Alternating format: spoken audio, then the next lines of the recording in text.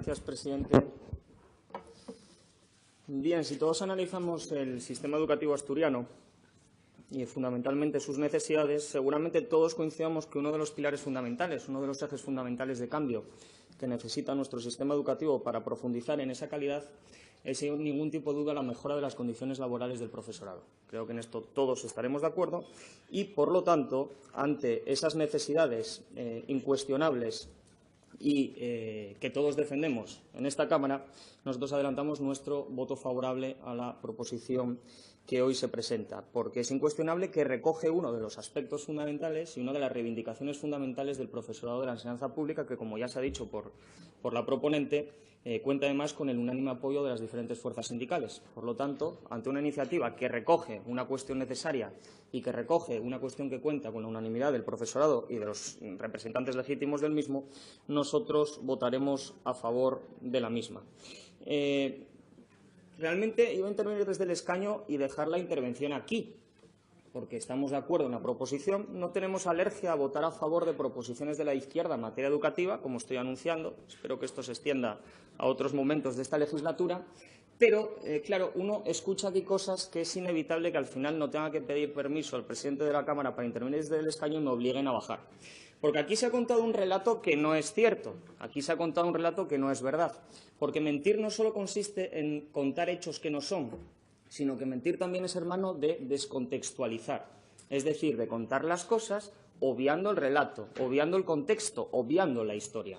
Entonces, cuando yo a ustedes les escuchaba hablar ahora, no voy a reproducir algunas palabras porque esas sí que son directamente falsas, pero cuando a ustedes les escuchaba ahora contar el relato de cuándo se tomó esta decisión, es que no contaron por qué, no contaron qué estaba pasando. Ustedes recuerdan, fundamentalmente ustedes recuerdan aquella época en la que España estaba al borde de la quiebra y en bancarrota económica. ¿La recuerdan? ¿Ustedes recuerdan aquella España en la que se destruían 1.500 empleos al día, que estaba a la cabeza de Europa en destrucción de empleo juvenil y viviendo una situación económica en la que se nos llamaba el problema de Europa? ¿Ustedes la recuerdan?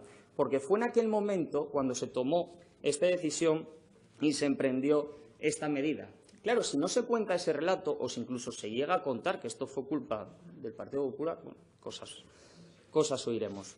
Si no se recuerda eso y no se recuerda ese contexto, pues claro, entonces ya se pasa automáticamente a la prostitución de la historia, a contar un relato que no fue así. Esta medida se toma en un contexto social y económico determinado, un contexto social y económico que generó un gobierno del Partido Socialista en España. Por lo tanto, causa cierto sonrojo que se coja una medida aislada, concreta y descontextualizada y se la critique por parte de los culpables y los responsables de los que generaron la situación que obligaron a tomar esa medida.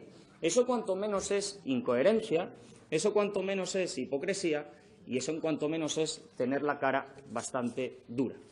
Y dicho esto, también uno se cuestiona, cuando estamos hablando, como se hablaba la proponente de la iniciativa, sobre la necesidad de mejorar las condiciones laborales del profesorado de la enseñanza pública. ¿Estamos de acuerdo? Lo que pasa es que uno, cuando va a observar cuáles son las condiciones laborales del profesorado de la enseñanza pública, también se dijo aquí, es cierto que estas mejoras no son necesarias solamente por las condiciones laborales de los mismos, sino también porque repercutirán directamente en el beneficio del sistema educativo y en la atención directa al alumnado, ¿no?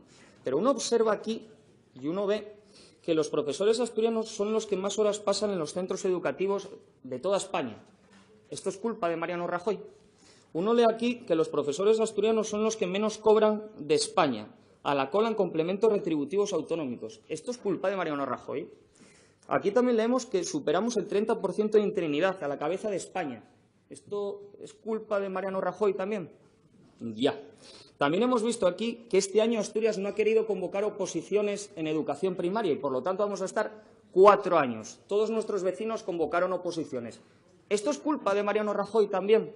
Ya. Curioso. También vemos aquí que no se ha desarrollado la ley de autoridad del profesorado. No se ha desarrollado como sí se ha desarrollado en el resto de comunidades autónomas. ¿También es culpa de Mariano Rajoy? O también podemos ver que no existen complementos para los tutores en Asturias, sí en el resto de España. ¿Eso también es culpa de Mariano Rajoy? Conclusión. Los profesores asturianos tienen peores condiciones laborales que el resto de los profesores de España.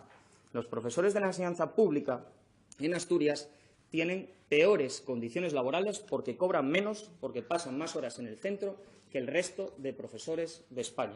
Y eso, a que no adivinan de quién es culpa. Es evidente. Gracias. Gracias, señor González.